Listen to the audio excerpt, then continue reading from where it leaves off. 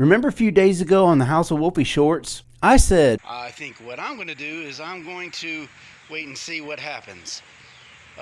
So we'll have a countdown to August 31st or something. Let's do that. Yeah. So let's wait and see what happens. well, yesterday we saw. What is up, everybody? I'm Wolfie Wolverton, and you are in the House of Wolfie. So yesterday in Afghanistan, we had two separate terrorist attacks. One attack was at the Abbey Gate, right there at the airport. The other was at the hotel outside of the airport. And America has warned that there could be more attacks by the deadline of Tuesday, August 31st. And wait a minute, I did say we would have a countdown to August 31st the other day. So we'll have a countdown to August 31st or something. Let's do that.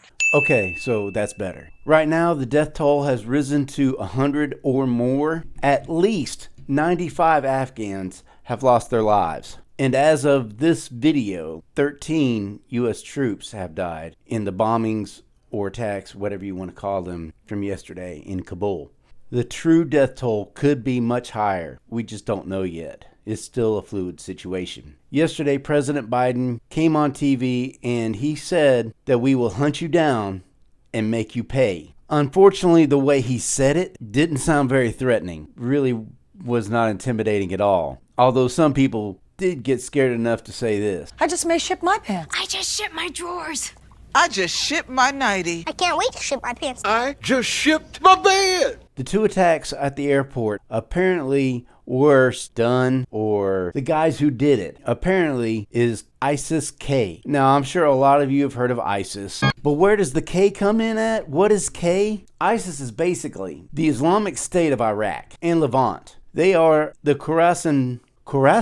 You know, I'm positive I'm not saying this correctly, but I'm going with that. This is the Khorasan province, which is where the K comes in. K for Khorasan. Now, the Islamic State, Khorasan, or is it Khoraban, was formed in late 2014 as an ISIS affiliate. Almighty ISIS. And they're located in Afghanistan and Pakistan. And for those of you who don't know, you've probably heard a lot of the brouhaha about the Taliban and the terrorist organizations in the area. Well, between Afghanistan and Pakistan, there is no wall separating Afghanistan and Pakistan. You can just walk right over, just like you could if you wanted to walk across the South Carolina line to North Carolina or whatever. There's nothing stopping you. So the terrorist organizations, they'll act in Afghanistan, but you know, if they need to, they can retreat to Pakistan and hide out in Pakistan. So getting a hold of these terrorist groups, ISIS, ISIS-K, Al-Qaeda, I can't wait to ship my pants. Taliban, so on and so forth, is really very difficult because they have a lot of ways of getting around and hiding. So it's not easy to find them. It's hard to maneuver around that area. A lot of desert terrain, but there's a lot of mountains there, a lot of caves, a lot of places for the terrorists to hide. And I think that would make it very difficult to find who we're looking for as far as ISIS,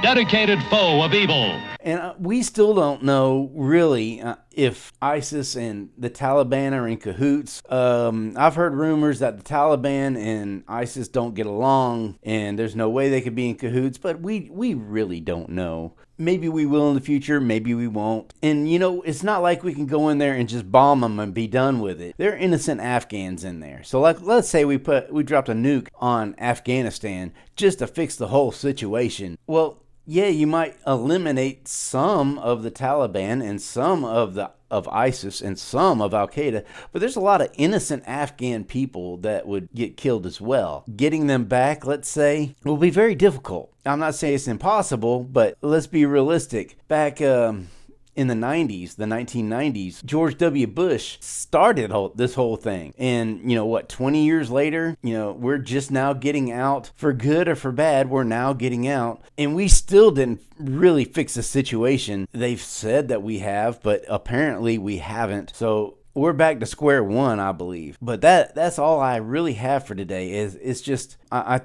still think we should pray for our Marines, our government associates who are in the area down there, the Afghan people. You know what? I think we just need to pray for the world, because the whole world, as I said originally, the whole world right now is a big mess. And it's going to take a smarter man than me to fix everything. I'm sorry, guys. That's all I got for you right now. Things might change as the day progresses. I'm Wolfie Wolferton. I'm just another guy in front of the camera. You make the show. I just shipped my pants, and it's very convenient. Very convenient.